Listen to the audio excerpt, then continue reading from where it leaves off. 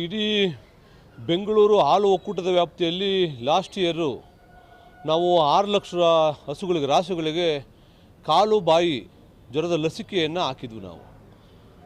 ಈ ಸರಿ ಕೂಡ ಇದು 8ನೇ ರೌಂಡ್. ಇದು 7 ರೌಂಡು ಭಾಳ ಯಶಸ್ವಿಯಾಗಿ ಮಾಡಿದ್ದೀವಿ. 8ನೇ ರೌಂಡ್ ಇದು. 8ನೇ ರೌಂಡಲ್ಲೂ ಕೂಡ ನಮ್ಮಲ್ಲಿರ್ತಕ್ಕಂಥ ಏನು 7 ಲಕ್ಷ ಹಸುಗಳಿಗೂ ಕೂಡ ಕೊಡಬೇಕು ಅಂತಕ್ಕಂಥದ್ದನ್ನು ಪ್ರಾರಂಭ ಮಾಡಿದ್ದೀವಿ. ಅದಕ್ಕೆ ಸಹಕಾರವನ್ನು ಕೊಡಬೇಕು ಅನ್ನೋ ದೃಷ್ಟಿಯಿಂದ ಸರ್ಕಾರಿ ಡಾಕ್ಟ್ರುಗಳೇನಿದ್ದಾರೆ ಡಾಕ್ಟ್ರುಗಳಿಗೆ ಒಂದು ಹಸುಗೆ 3 ರೂಪಾಯಿ ಹಂಗೆ ಸಹಾಯಧನ ಕೂಡ ನಾವು ಕೊಡ್ತಾ ಇದ್ದೀವಿ. ಅಂದರೆ ಹೆಚ್ಚು ಕಡಿಮೆ 7 ಲಕ್ಷ ಹಸುಗಳಿಗೆ ಕೊಟ್ಟರೆ ನಾವು 21 ಲಕ್ಷ ರೂಪಾಯಿನ ಬೆಂಗಳೂರು ಡೈರಿಯಿಂದ ಕೂಡ ಕೊಡ್ತಕ್ಕಂಥದ್ದನ್ನು ಕೂಡ ಹೇಳಿದ್ದೀವಿ, ಅವರಿಗೆ ಕೊಡ್ತೀವಿ ಅಂತಕ್ಕಂಥದ್ದು.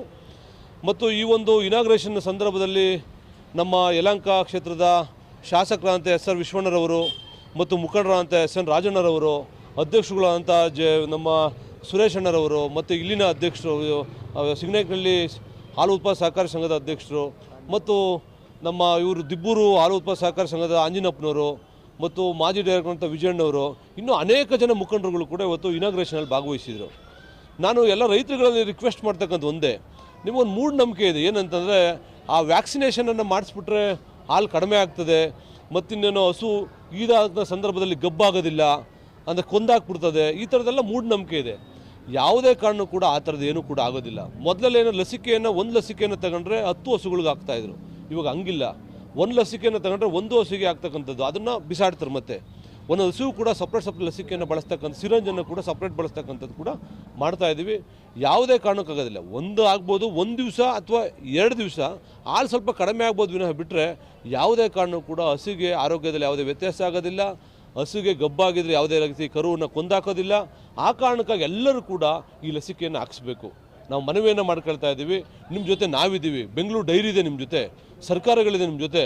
ಈ ಕಾಲು ಬಾಯಿ ಏನು ಧರಿಸಲು ಅಂತ ಬರ್ತಕ್ಕಂಥದ್ದು ಇದೆ, ಇದನ್ನು ಸಂಪೂರ್ಣವಾಗಿ ತಡೆಗಟ್ಟತಕ್ಕಂಥ ಕೆಲಸದಲ್ಲಿ ತಾವೆಲ್ಲ ಭಾಗಿಯಾಗಬೇಕು ಅಂತಕ್ಕಂಥ ಮಾತನ್ನು ಈ ಸಂದರ್ಭದಲ್ಲಿ ಹೇಳಲಿಕ್ಕೆ ಬಯಸ್ತೀನಿ ನಾನು. ಇದು ಕರ್ನಾಟಕದಲ್ಲಿ ಗುಜರಾತ್ ಬಿಟ್ಟರೆ ಕರ್ನಾಟಕ ಹಾಲು ಉತ್ಪಾದನೆಯಲ್ಲಿ ದೇಶದಲ್ಲಿ 2ನೇ ಸ್ಥಾನದಲ್ಲಿದೆ. ಇದು ಇನ್ನೂ ಮುಂದುವರಿಬೇಕಂದ್ರೆ ಹಸುಗಳಿಗೆ ಕಾಲುಬಾಯಿ ಜ್ವರ ಅನ್ನೋದು ತುಂಬ ವ್ಯಾಪಕವಾಗಿ ಹರಡಿ ಅವರು ಇವತ್ತು ಅನೇಕ ಹಸುಗಳು ಸಾಯ್ತಾ ಇದ್ದಾವೆ. ಅದನ್ನು ಮನಗಂಡಂಥ ರಾಜ್ಯ KMF ಬೆಂಗಳೂರು ಡೈರಿ ಮುಖಾಂತರ ಕಾಲುಬಾಯಿ ಜ್ವರಕ್ಕೆ ಲಸಿಕೆ ಹಾಕೋದಕ್ಕೆ ಅಭಿಯಾನ ಪ್ರಾರಂಭ ಮಾಡಿದೆ. ಇವತ್ತು ಸಿಂಗನಾಯಕನಹಳ್ಳಿಯಲ್ಲಿ ನಿರ್ದೇಶಕರಾದಂಥ ಸತೀಶ್ ಅವರು, ಶಾಸಕರಾದಂಥ ವಿಶ್ವನಾಥ್ ಅವರು, ನಮ್ಮ ಅನೇಕ ಮುಖಂಡರ ಸಮೇತ ಇವತ್ತು ಅದು ಉದ್ಘಾಟನೆ ಆಗಿದೆ. ಇದನ್ನು ರೈತ ಬಾಂಧವರು ಸದುಪಯೋಗ ಪಡಿಸ್ಕೊಬೇಕು. ಎಲ್ಲ ರಾಸುಗಳಿಗೂ ಉಚಿತವಾಗಿ ಬೆಂಗಳೂರು ಡೈರಿ ಕೊಡ್ತಕ್ಕಂಥ ವ್ಯಾಕ್ಸಿನೇಷನ್ನ ಹಾಕ್ಸೋದ್ರ ಮುಖಾಂತರ ಈ ಹಸುಗಳು ಸಾಯೋದನ್ನು ತಪ್ಪಿಸ್ಬೇಕಂತ ರೈತ ಬಾಂಧವರಲ್ಲಿ ವಿನಂತಿ ಮಾಡ್ತಾಯಿದ್ದೀನಿ.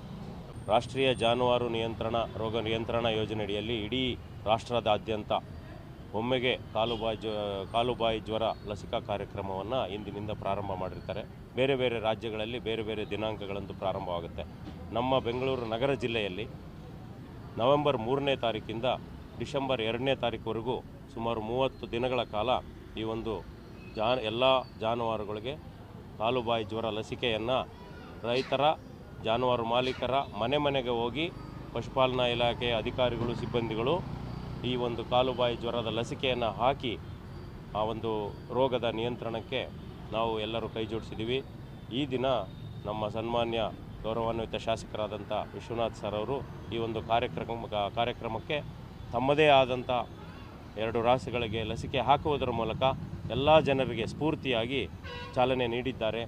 ನನ್ನ ವಿನಂತಿ, ಎಲ್ಲ ಸಿಬ್ಬಂದಿ ವರ್ಗದವರು, ಅಧಿಕಾರಿಗಳು ಮನೆ ರೈತರ ಒಂದು ಜಾನುವಾರು ಮಾಲೀಕರ ಮನೆ ಬಾಗಿಲಿಗೆ ಬಂದು ಲಸಿಕೆಯನ್ನು ಹಾಕೋದಕ್ಕೆ ಸಹಕಾರ ನೀಡಿ ರೋಗವನ್ನು ನಿಯಂತ್ರಣ ಮಾಡೋದಕ್ಕೆ ಎಲ್ಲರೂ ಕೈ ಜೋಡಿಸೋಣ ಅಂತ ಕೇಳ್ಕೊಳ್ತಾ ಇದ್ದೀನಿ. ಈಗಾಗಲೇ ಈ ಒಂದು ಕಾಲುಬಾಯಿ ಜ್ವರ ಲಸಿಕಾ ಕಾರ್ಯಕ್ರಮ 7 ಸುತ್ತು ಮುಗಿದಾಗಿದೆ. ಇದು 8ನೇ ಸುತ್ತು. ಪ್ರತಿ ವರ್ಷ 6 ತಿಂಗಳಿಗೊಮ್ಮೆ ಲಸಿಕೆ ಹಾಕಲಾಗುತ್ತೆ. ಇದು 8ನೇ ಸುತ್ತಿನ ಲಸಿಕಾ ಕಾರ್ಯಕ್ರಮ. ಬೆಂಗಳೂರು ನಗರ ಜಿಲ್ಲೆಯಲ್ಲಿ ಸುಮಾರು 1,35,000 ರಾಸುಗಳಿದ್ದಾವೆ. ಸಾಧ್ಯವಾದಷ್ಟು 100ಕ್ಕೂ 100 ಯಾವುದೇ ರಾಸುಗಳನ್ನು ಗರ್ಭ ಧರಿಸಿರುವಂಥ ರಾಸುಗಳನ್ನು ಹೊರತುಪಡಿಸಿದರೆ, ರೋಗದಿಂದ ಬಳಲಿರುವಂಥ ರಾಸುಗಳನ್ನು ಹೊರತುಪಡಿಸಿದರೆ 3 ತಿಂಗಳು ವಯಸ್ಸಿಗೆ ಮೇಲ್ಪಟ್ಟಿರುವಂತಹ ಎಲ್ಲ ರಾಸುಗಳಿಗೂ ಸಹ ನಾವು ಈ ಕಾಲುಬಾಯಿ ಜ್ವರ ಲಸಿಕೆಯನ್ನು ಹಾಕಲಿದ್ದೇವೆ. ಈ ಒಂದು ನಿಟ್ಟಿನಲ್ಲಿ ನಾನು ಎಲ್ಲ ಸಾರ್ವಜನಿಕರಿಗೆ ಪಶುಪಾಲನಾ ಇಲಾಖೆ ವತಿಯಿಂದ, ಬೆಂಗಳೂರು ನಗರ ಜಿಲ್ಲೆಯಿಂದ ಮತ್ತು ಯಲಹಂಕ ಬೆಂಗಳೂರು ಉತ್ತರ ತಾಲೂಕು ವತಿಯಿಂದ ನಾನು ಎಲ್ಲರಲ್ಲಿ ವಿನಂತಿ ಮಾಡಿಕೊಳ್ತಾ ಇದ್ದೇನೆ.